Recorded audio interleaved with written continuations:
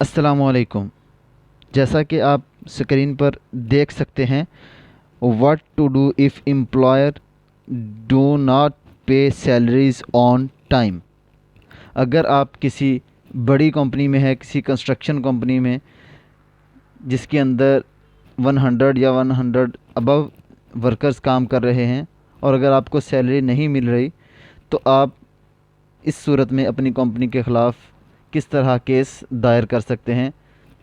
अदालत में जा सकते हैं, कोर्ट में जा सकते हैं और अपनी सैलरीज़ ले सकते हैं। इसी न्यूज़ के अंदर आपको पूरी एक टीम यानी कम से कम 100 जो एम्प्लॉयज़ हैं उनकी, और उसके बाद जो इंडिविजुअल तौर पर एक बंदा है कोई भी किसी कंपनी में काम कर रहा लेकिन उसको उसकी सैलरीज़ नहीं मिल रही, तो उसके जो प्रोसीजर है इसमें थोड़ा सा डिफरेंस है। ये दोनों चीज़ें इस वीडियो में इंशाल्लाह हम कवर करेंगे। ये खलीज टाइम की न्यूज़ है और आज 14 जनवरी 2022 की न्यूज़ है। ये सबसे पहले इसके 7 पॉइंट्स हैं, ये आप चेक कर सकते हैं कि एक ग्रुप की सूरत में जो लेबर है, जो मज़दूर लोग हैं, वो एक ग्रुप की सूरत में कंप्लेंट किस तरह फॉरवर्ड करेंगे। उसके बाद वर्कर्स को कौन से स्टेप्स फॉलो करना पड़ेंगे, कौन से डॉक्यूमेंट्स चाहिए कंप्लेंट सबमिट करने के लिए, और किस तरह आपने ये साबित करना है कि आपकी सैलरी आपको दी गई है या नहीं दी गई, और कितना टाइम इसको लग जाता है ये प्रोसीजर सारा होने में। और एक जो इनफरादी तौर पर आप जो केस फाइल करते हैं उसमें, या एक जो आपकी टीम है पूरी जो 100 अबव वर्कर हैं, इन दोनों सूरतों में आप किस किस तरह से केस फाइल कर सकते हैं, इन दोनों का डिफरेंस या इन दोनों के तरीक़ाकार की वजाहत करेंगे। और अगर आप एक कंपनी के ओनर हैं तो आप किस तरह इन चीज़ों से बच सकते हैं, कोर्ट से बच सकते हैं। ये 7 जो हैं पॉइंट्स वो हम इंशाल्लाह इस वीडियो में शेयर करेंगे। तो चैनल को सब्सक्राइब ज़रूर करें और बेल आइकन को प्रेस कर दें ताकि नई आने वाली वीडियो आपको मिल सके। ये सबसे पहले है how to take a group labour complaint forward, कि आप एक ग्रुप की सूरत में आप 150 जो बंदे हैं, जैसा कि नॉर्मली यूएई में कंस्ट्रक्शन कंपनीज में होते हैं ऐसे लेबर, वो सब मिलकर किस तरह केस फाइल कर सकते हैं। तो अगर ज़्यादा लोगों को सैलरी नहीं मिल रही तो अपनी कंप्लेंट वो अपनी कंपनी के ख़िलाफ़ दे सकते हैं। कहाँ दे सकते हैं? वो दे सकते हैं मिनिस्ट्री ऑफ ह्यूमन रिसोर्सेज, मोहरे जिसको बोलते हैं। इसको आपने ये कैसे जाना है, इसमें ऑनलाइन जाना है। आपने mohre.com लिखेंगे या गूगल में जाके सर्च करेंगे तो आपके सामने वेबसाइट आ जाएगी। उस वेबसाइट पे आपने जाके कंप्लेंट करनी है और अथॉरिटी का कोई भी पर्सन आपको फॉलो अप करेगा। आपको बाय ईमेल या बाय कॉल वो आपसे रब्ता करेंगे और उसके बाद आपका केस जो है वो नेक्स्ट स्टेप पे चला जाएगा।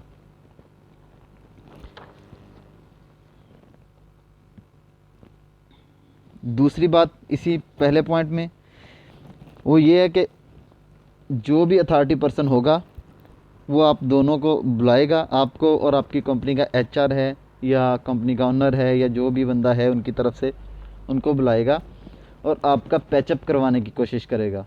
अगर आपका पैचअप उधर ही हो जाता है तो बात डिसमिस हो जाएगी और केस क्लियर हो जाएगा और आपको आपके फ़ंड्स मिल जाएंगे।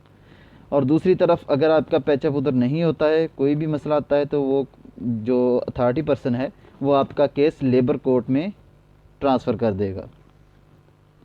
उसके बाद दूसरा स्टेप कि वर्कर्स को कौन कौन से स्टेप को फॉलो करना चाहिए। ये सबसे पहले नंबर 1 पे है the group of employees can registered 1 complaint online. आपको एक सबसे पहला काम क्या करना है कि ऑनलाइन कंप्लेंट आपको देनी है, जो कि मोहरे www.mohre.gov.ai ministry of human resources, इसमें जाके आपने ये सिलेक्ट करना है अनपेड सैलरीज़ कैटेगरी में और उसके अंदर आपने ये कंप्लेंट जो है दर्ज करनी है। और उसके बाद number 3 save the complaint number, जो कंप्लेंट का नंबर आपको आएगा वो आपने सेव कर लेना है। उसके बाद the authority notifies the employer of the complaint, कि जो भी आपने, जिस बंदे ने, मतलब आपने अगर अपनी कंपनी के ख़िलाफ़ कोई भी ऐसी दरख्वास्त रेफ़र की है तो अथॉरिटी पर्सन जो है वो आपकी कंपनी के मालिक से, कंपनी के एचआर से वो रब्ता करेगा और उसको नोटिस देगा इस चीज़ का कि आपके ख़िलाफ़ ये ऐसी दरख्वास्त हमें मौसूल हुई है।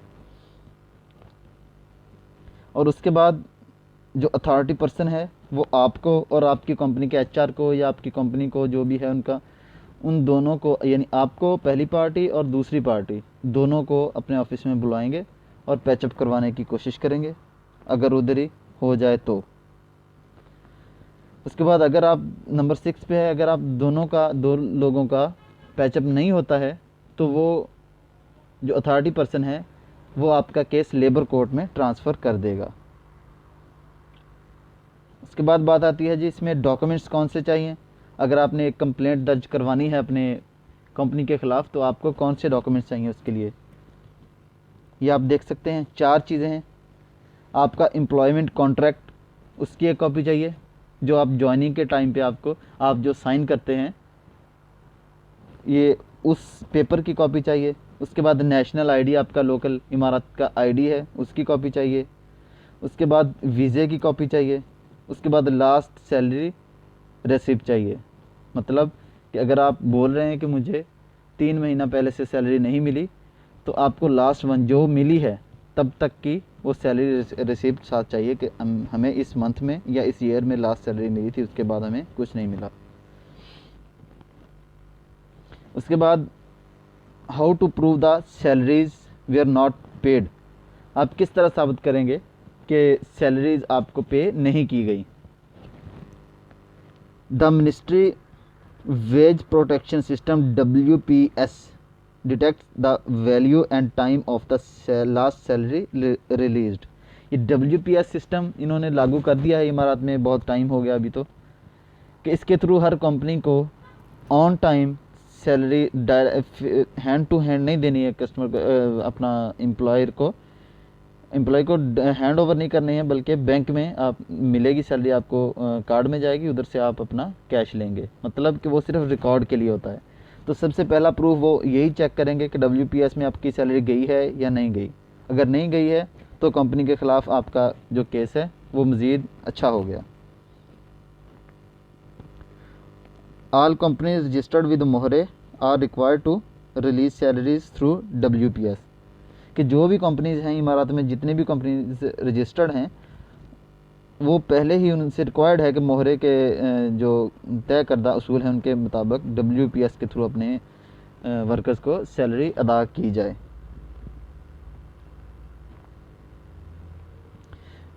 इसके बाद how much time does it usually take to reach a resolution, कोई भी मतलब आप ये केस फाइल करते हैं तो इसमें कितना टाइम लगेगा इसको कंप्लीट होने में। ये हो सकता है within 2 week to 1 month, मतलब 15 से 30 दिन के अंदर अंदर ये आपका मामला हल हो सकता है।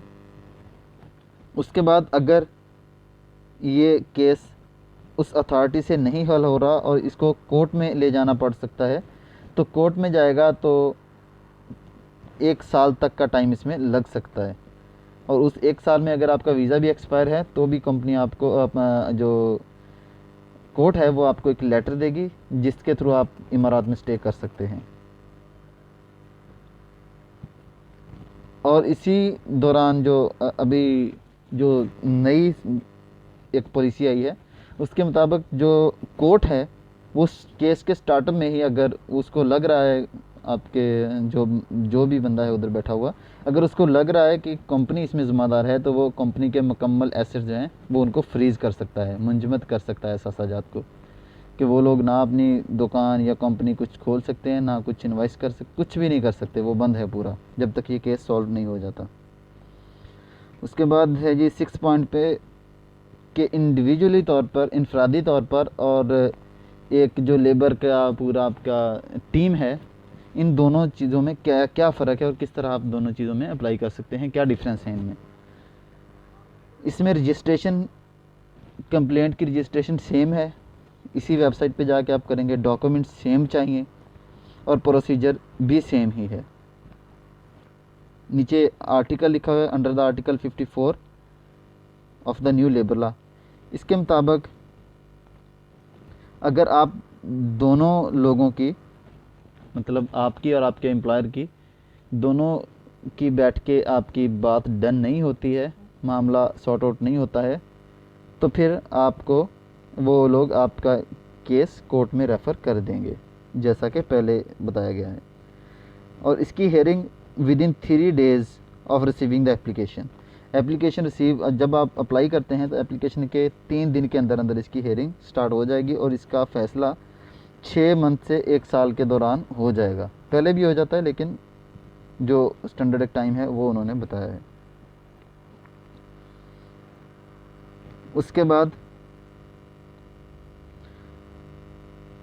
ये लास्ट में है उसका, ये है कि अगर आपका केस अदालत में चलता है, कोर्ट में चलता है, तो उसकी फ़ीस, जो लीगल फ़ीस होती है, कोई भी जैसे वकील की फ़ीस है या कोई भी डॉक्यूमेंटेशन है, कोई अदालत की फ़ीस है, गवर्नमेंट के जितनी भी फ़ीसेस हैं, अगर वो 1 लाख दिरहम से ज़्यादा नहीं होती, 1 लाख दिरहम से कम में रहती हैं, तो आप जो एक वर्कर हैं, तो वर्कर को उसमें से 1 दिरहम भी पे नहीं करना पड़ेगा, वो गवर्नमेंट पे करेगी।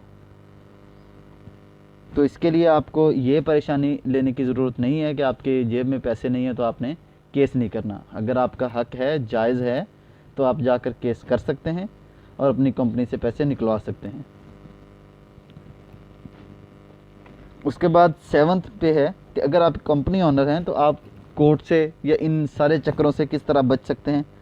वो सेम है, सीधा सा तरीका है। जो असूल है वो यही है कि आप अपने बजट को देखकर फिर अपना सिस्टम सीधा करें और उसके बाद पूरा जो है लेबर को अपनी सैलरी ऑन टाइम दें। और अगर आपके फाइनेंशियल डिज़ास्टर हैं, मतलब कोई भी फाइनेंशियल इशू बन गया, इमरजेंसी होगी, कोई भी मसला हो गया कंपनी के साथ, तो आप ना कि इस तरह के चुप करके बस लेबर को बोलें कि भाई आपकी सैलरी इस मंथ की पहले आपकी 3000 है तो अभी 2000 होगी, ऐसा नहीं करें। बल्कि आप लीगली तौर पर आप ऑफिस में जाएं, लेबर में जाएं और उधर जाकर पूरा इसका पेपर वर्क करें कि हमारे वर्कर्स की सैलरी पहले इतनी थी, अभी इमरजेंसी है, अभी काम डाउन है, या कुछ भी जैसे पहले कोविड-19 की सिचुएशन थी, तो कोई भी है जो इशू अपना रख के उनके सामने उनको बोलें कि हम ये इतनी सैलरी डिक्रीज़ कर रहे हैं और अपने एम्प्लॉयज़ के साथ बैठकर हमने इसकी पैचअप किया हुआ है, दोनों एग्री हैं दोनों, तो वो उधर आपका नया कॉन्ट्रैक्ट बनाएंगे जिसके ऊपर सैलरी कम शो होगी।